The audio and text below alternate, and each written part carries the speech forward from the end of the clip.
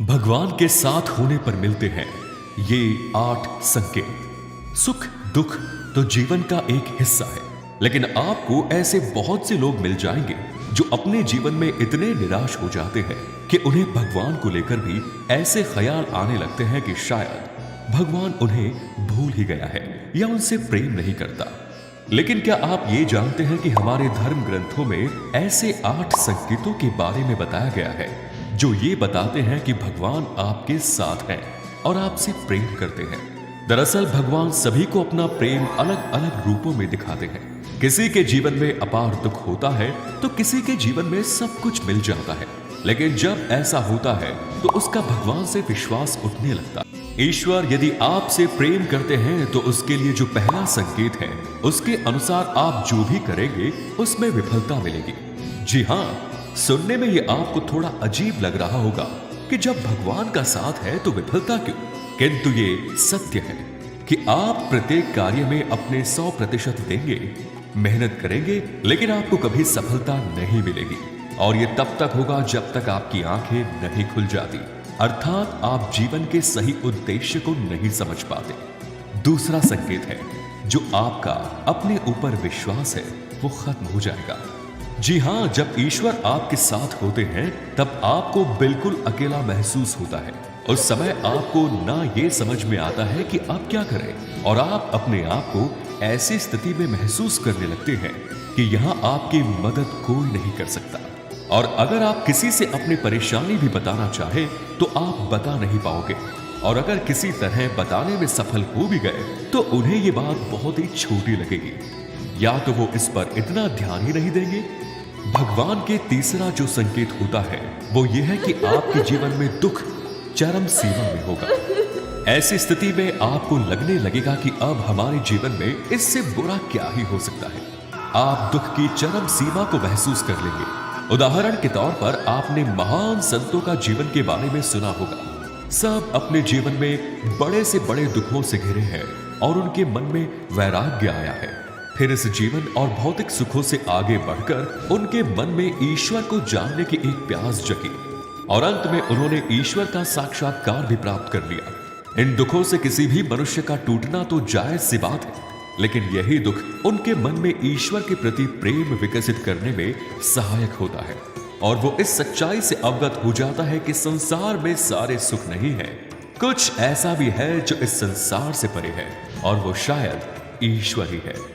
ईश्वर हमें सबसे पहले हारना सिखाते हैं, क्योंकि आप जब तक हार का सामना नहीं करेंगे तब तक जीत को समझ नहीं पाएंगे।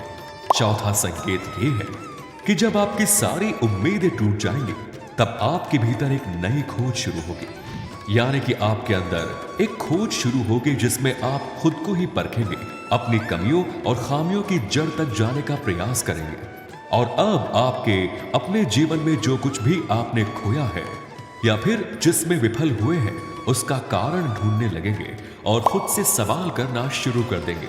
और यही वो वक्त है जब आप खुद ही अपनी अंतरात्मा से जुड़ने लगते हैं और आपके जीवन में एक नया बदलाव आता है। भगवान अगर आपके साथ हैं तो आपके चरित्र में बदलाव होने लगेगा। जब आप खुद से जुड़ने लगते हैं तब आप खुद को और अपनी खामियों को भी समझने लगते हैं। इससे आपकी खुद को बदलने और तराशने की क्रिया शुरू होती है और आप पहले से अधिक शांत, स्थिर और चीजों को गहराई से देखने वाले बनने लगते हैं। जब भी हम ईश्वर की खोज की राह में जाते हैं तो वो सबसे पहले हमारे अंदर बदलाव लाते हैं ताकि हम उसकी भाषा को समझ सके। जब तक हम ईश्वर के गुणों को नहीं समझते तब तक हम ईश्वर और उसके प्रेम को भी नहीं समझ सकेंगे। इसलिए ईश्वर हमारे अंदर बदलाव लेकर आते हैं, हमें उनके संदेशों और भाषा को समझना सिखाते हैं, चाहे इसके लिए उन्हें हमें दुख देना हो या कोई अन्य तरीका अपनाना पड़े। छठा संकेत है आपका किसी भी चीज में हार जीत का अनुभव नहीं करेंगे।